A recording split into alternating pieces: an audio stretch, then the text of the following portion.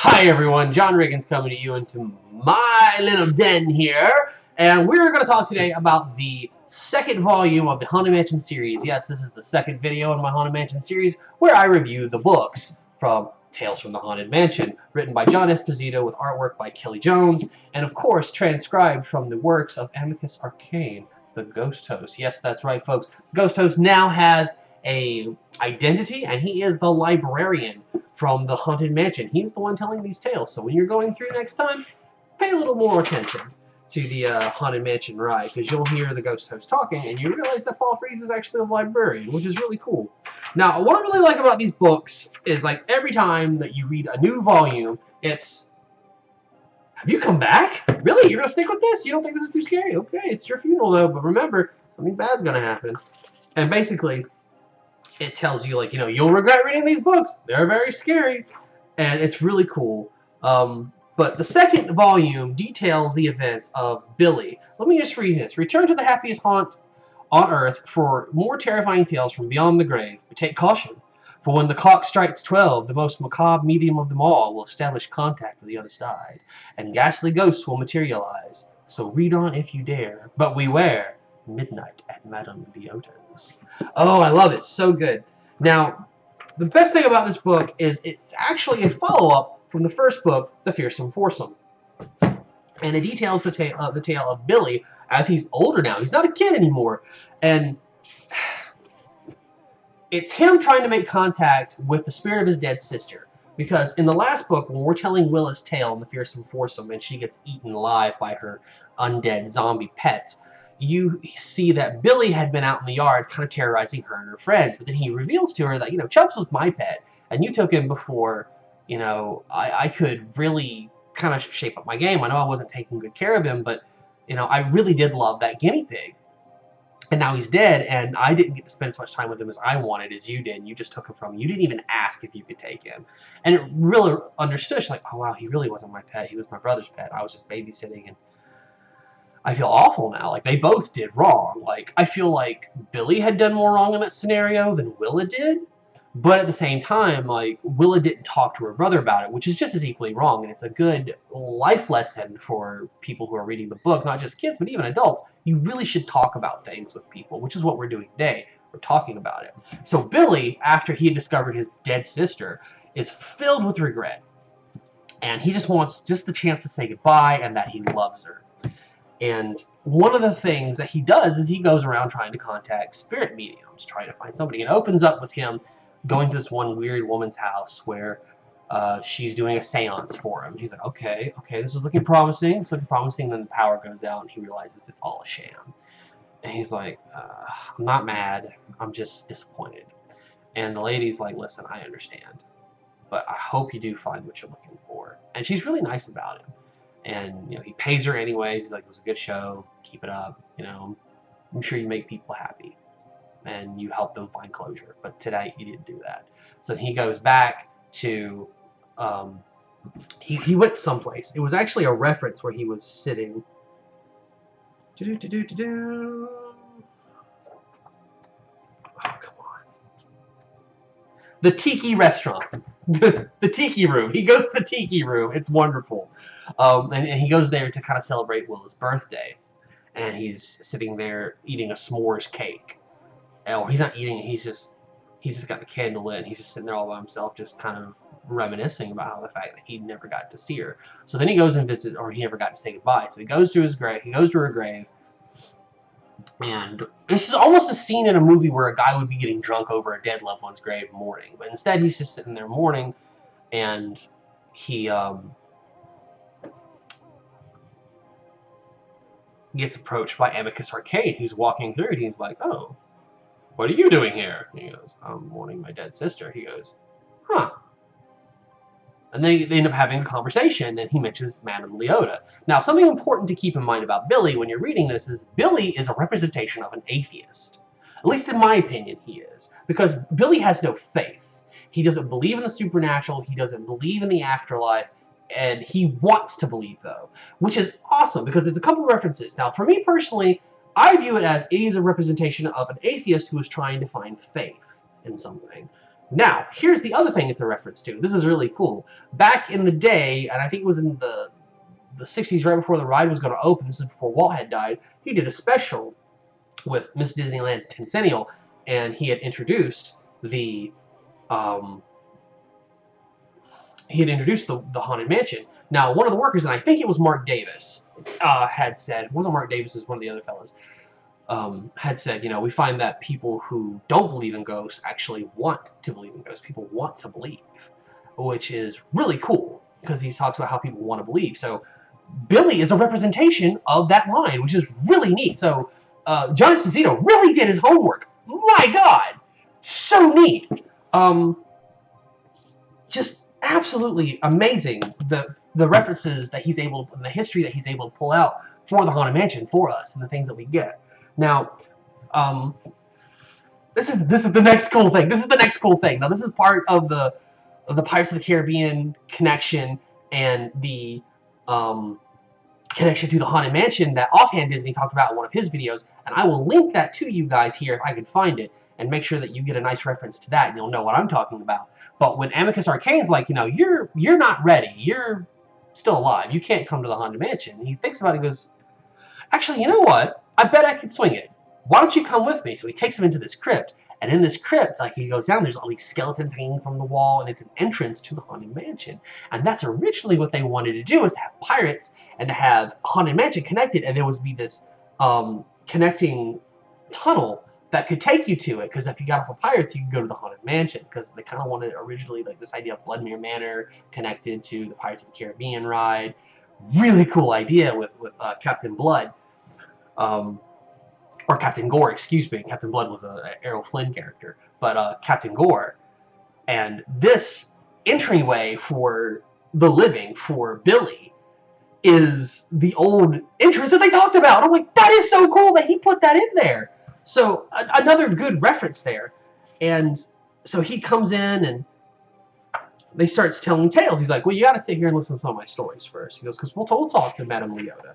And Madame Leota is world-renowned as one of the best mediums in the business. But she's dead. He's like, oh, but I can't talk to her. She's dead. He goes, actually, she still practices. How's that possible? She's still alive. Is it a relative? He goes, my boy, just because you're dead doesn't mean you can stop practicing. Which is really cool. And obviously, a nice reference to the Walt Disney ride. By the way, the book has the tombstone face from Walt Disney World, the one where its eyes open up and looks around and then closes its eyes back, which is really neat. So he goes in, he sits down, and he tells the first story. And the first story that he tells is about these two girls.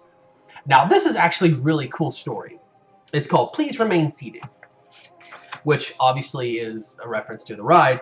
And there's these two girls who go to this grim, grinning ghost house because they couldn't afford a mansion. And it talks about this urban legend about this other girl from a while back who had gotten onto the grim, grinning ghost house ride, and she disappeared. She came out. She was in pod number 13. And what's cool is that the way they describe the pods is they're the Omnimover Doom Buggies from the ride, which there it is right there. It looks like a tombstone, but that's actually the Omnimover, and it's on the track.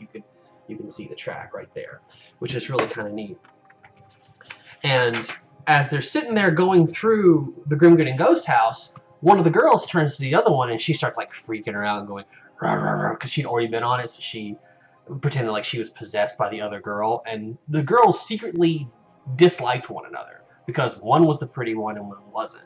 Now, the one that wasn't the pretty one ends up getting too scary for the pretty one. I think her name was Jane. Let me talk about it real quick. Just please remain seated. Connie and Jane, those are the ones. Jane didn't need to look. She saw sea because people were like, cold, that's all. So Connie was the not pretty one, and Jane was the one that everyone else called pretty. And they really did like each other. But at the same time, they had this secret resentment for each other. Because Jane always liked Connie and thought that Connie was better than herself, and Connie always felt that Jane was better than herself because she was the pretty one. But as she's sitting there, like as Connie's sitting there scaring Jane throughout this particular little section, she knows that there's going to be an image of like this really creepy dead girl doll that's going to pop up in the mirrors as they go through. And she starts screaming she starts screaming her head off, and she, opens up the doom buggy and she runs out to the emergency exit. And Connie's just sitting there all by herself in the dark. She's like, Jane, come back. I'm sorry. I didn't mean it. But the ghost house is actually haunted. Like the haunted house is actually haunted, and it really likes her. She's like, you know what? You're gonna be part of our attraction now. So it sucks her into it. Like it literally sucks her into the darkness, and she becomes the next living doll in the next ride. And Jane is older now, and she's with her granddaughter, and she realizes what's happening. So she makes her granddaughter lay her head on her lap. She goes, "It's gonna be all over soon, baby. It's gonna be all over soon." And she has to face what she did, abandoning her friend. And it's a really scary tale. But it's all about how Connie basically came to the Haunted Mansion. That's the thing. All these ghosts that they talk about, all these people that die, are actually in the Haunted Mansion. So, pod number 13, she comes back. And, it's actually genuinely scary. Like, it was the first time I read one of these tales, and I was genuinely scared. I was like, that's scary. That was good. So then William gets impatient after he finishes the story. After Amicus Arcade finishes the story, William gets impatient and he's like, I want to meet Madame Leota. He goes, it's not yet midnight. Hold your horses. I got another tale to tell. So he starts talking to him about, this and that. Let's see. This one here, the next tale. This one was kind of corny. This one's called Blood Relatives, and it's about this kid named Ernie. And he finds out that he's related to the vampire that was in the Haunted Mansion at Disneyland. Now, as far as I know, in Disney World, there's not a vampire picture. But there's a picture of a vampire in Disneyland. And Ernie finds out that he's actually related to that guy. This is how the Count comes to America. And, where he's from, blah, blah, blah. And how he gets to go to the Haunted Mansion. But this is the first time that you see a reference to Claude Coates. There's this little girl named Claudia Coates. Now, this story is not very scary. It's actually kind of cute. But basically, he realizes that he's the descendant of the vampire. The vampire ends up coming back and starts fighting people. And he starts actually to welcome death. And he tells Ernie, Ernie finds out how to fight a vampire. He's like, Ernie, I understand. Why don't you go ahead and end it for me? Like, he opens up his chest and says, Ernie, go ahead and stand it. He goes, I'm tired. I don't want to do this anymore. And he's like, you're my family. I can't do that to a family member. He goes, I love you. Because he sits down, he actually gets to know the Count. And the Count tells him about his history. So he lets the Count go. Now, as per any good story, that's a scary story, there is a twist ending. And the twist ending is that the first girl that the vampire, sucked blood from, she gets turned into a vampire, and the whole town is turning into vampires. I skip over the story because it's not as interesting as the first one was, but it's still pretty good, and it's all about the Count. Now, what's really cool is the fact that the Count turns in not just to a bat, but he can also turn into a mist, and he can turn into a wolf, which is really cool. And he's like, is the Count, Billy asks, so is the Count still here? He goes, actually, no, he runs around outside now. We have a very strict no pets policy in the mansion, and he kept turning into a wolf, and we couldn't allow him to be inside. So he's outside. He lives outside now. He lives in the yard. I was like, okay, whatever, that's funny. But basically, the Count and Ernie had this relationship of like a long lost grandfather. Like, he needed a grandfather in his life. And it was cute. It was good. It wasn't terrible. But it was a typical vampire story, but with a twist. The vampire actually regrets doing what he does. He doesn't want to do it. He's like, I've never really wanted to do this. He goes, but, I can't help who I am, so why don't you just go ahead and end me? Turn me back to dust. And he's like, I can't do that, Grandpa. He goes, but you can go live at the Haunted Mansion. You can go to the Eternal Grace Cemetery, and you can live there. There's a mansion there, and you'll be able to find it. They said the ghost should be able to help you find it. So he goes and lives there. And it's cute. But that's not as good as the first one, and I definitely don't think it's as good as the next one, which is called Uncle Rory's Late Show. And this is all about a kid named Mark and his Uncle Rory. And Uncle Rory owns a bijou. like he shows only classic films and stuff like that. He wanted to bring back classic cinema, like the golden age of cinema with the silver screen. And there's a lot of references to all sorts of stuff here. And this is where you get to see the Hatbox Ghost towards the end of the story. But basically what happens is Rory dies of a broken heart. And he's like, you know, because he's going to lose his bijou, his precious theater. And his young nephew, Mark, is like, okay, you know, I love the theater too, and I hate that we're going to lose it, but what can we do, Uncle Rory? He goes, there's nothing we can do. So he goes upstairs to turn off the reel. He's like, Uncle Rory? And he goes up and finds out that his uncle is dead. Slumped over the machine, died of a broken heart. Like, basically had a heart attack right there. It's really sad. So then they go to their will, the reading of the will. And the banker, the bad guy, what was his name?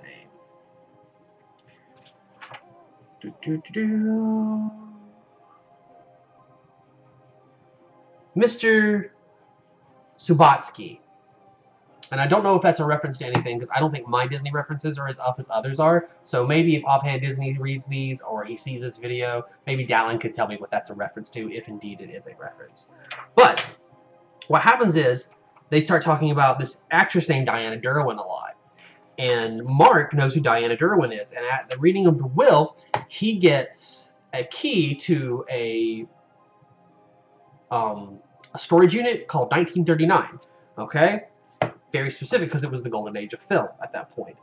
And when he goes to see what's in it from that his uncle had left him, the woman who is looking over the place, the storage unit, is Diana Derwin in all her glory. And he's like, wow, you're Diana Derwin. He goes, I thought you had passed on. She goes, oh, well, you know, I'm an old friend of your father's. Or she's an old friend of your Uncle Rory's. And he's like, really? So she's like, yeah, you should probably go in there and check it out and see what your uncle left you. So he goes in, opens up the unit, and there's an old realm. It's like what he's basically done is set up this old, like, tiny mini theater with a reel and with a bunch of movies, like a bunch of tins, like, sitting around with the reels in it. He's like, oh, cool. He sees this one. And let's see if I can find the name of it.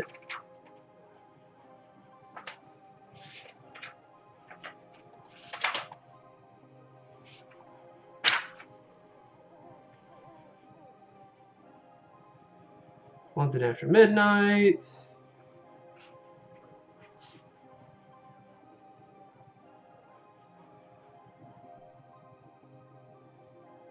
I don't see what the name of the movie was, but basically, let's see.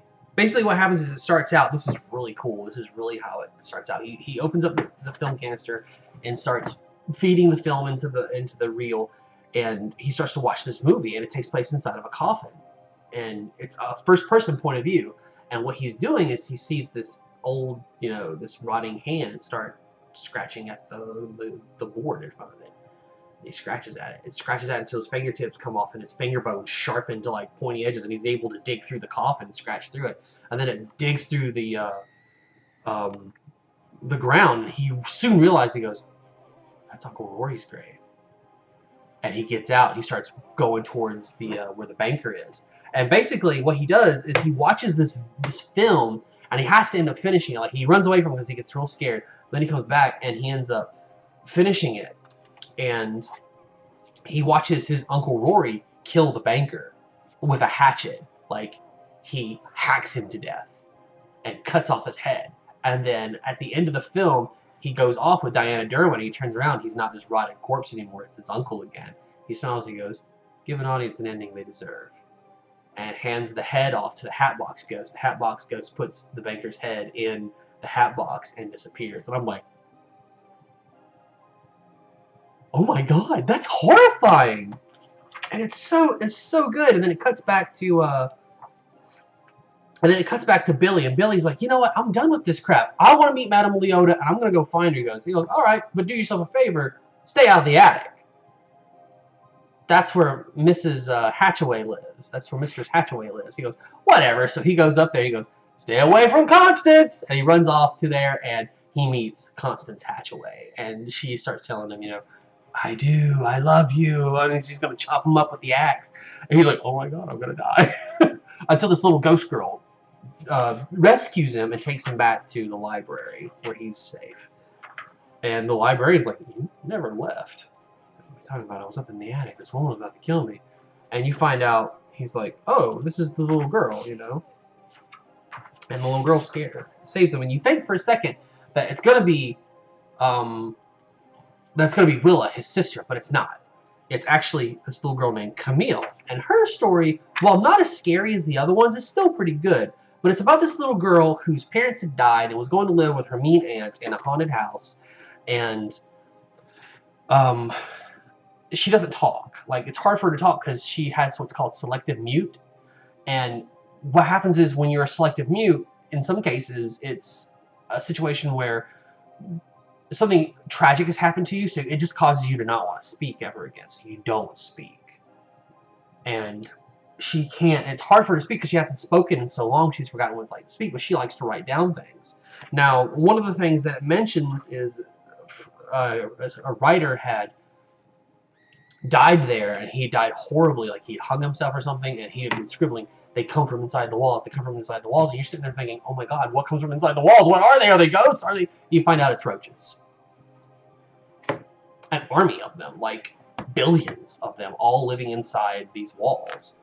And the poor girl Camille, she can't scream, and she ends up like making a lot of noise, and her aunt's like, you know, what's going on?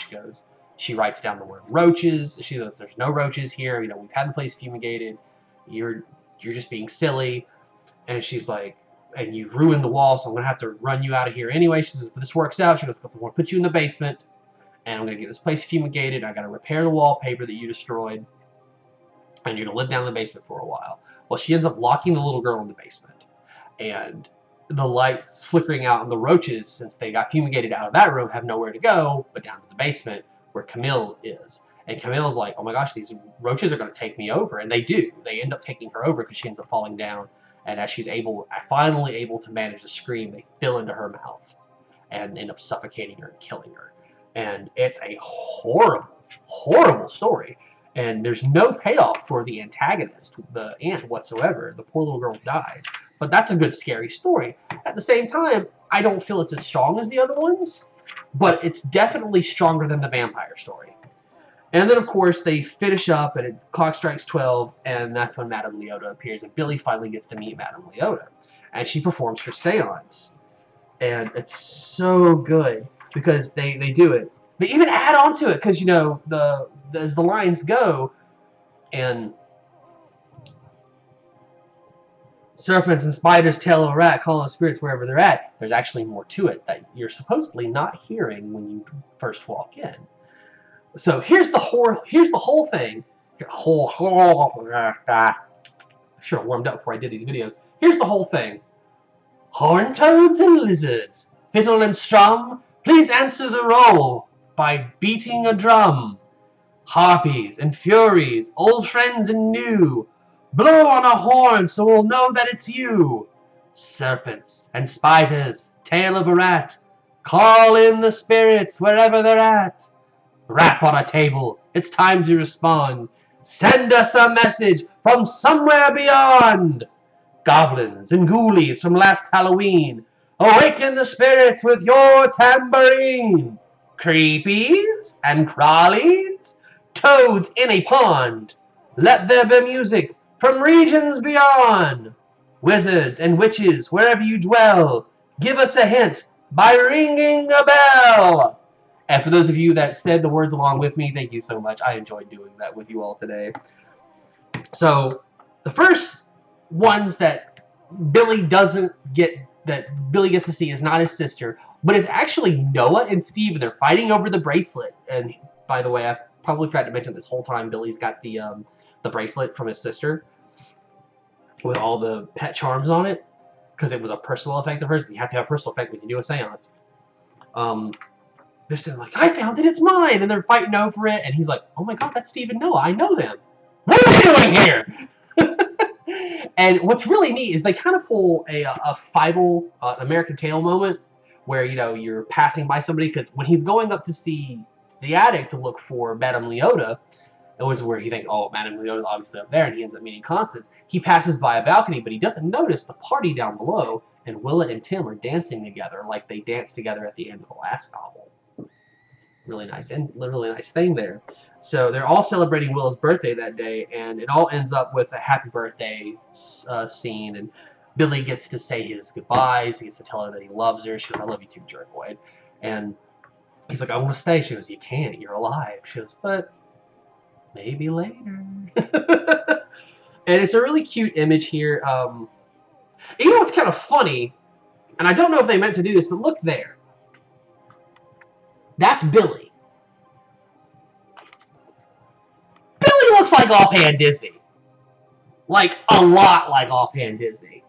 And I don't know if that was meant to be or not, but it's just a nice reference. Like, there's the vampire they talked about, there's Camille, there's Diana Derwin, there's Uncle Rory, and there's the Fearsome Four, and there's Willa. That's the birthday cake. It was a really good one. This was actually, as dark as it was actually a very heartwarming tale. And in the end, Billy finds his faith, which is what I'm saying. Like, he's an atheist looking for faith, and he finally finds it. Now, I'm not saying that to disparage atheists at all, because I'm not. You know, believe what you believe, don't believe what you don't want to believe. But for me, this is like finding faith. I mean, it's also a reference to, obviously, what I said, the Disney infomercial or info episode about, you know, people want to believe in ghosts. And they do end up believing in ghosts. They find a way to believe in ghosts, and the Haunted Mansion is a way for people to believe in ghosts and retain some of that childlike wonderment. And this is why this series is so great. There are so many great references. There are so many great tales in here, and they do a great job of weaving new tales, new ghosts, something that I hope maybe they'll put into the Haunted Mansion at some point. I don't think they will, but again, Disney, if you're watching this, please Disney Plus this. Make this a show on Disney. I will watch the crap out of it. I mean, holy crap, this is so good. And I can't quit talking about it. In fact, I can't quit talking about it so much that I'm waiting for next week when we do Grim Grinning Ghosts. Now, I don't think this one is as connected as the other ones, but that doesn't mean it's any less good. So we'll talk about that next time. And until then, guys, y'all stay creepy out there, and we'll see you on the next one.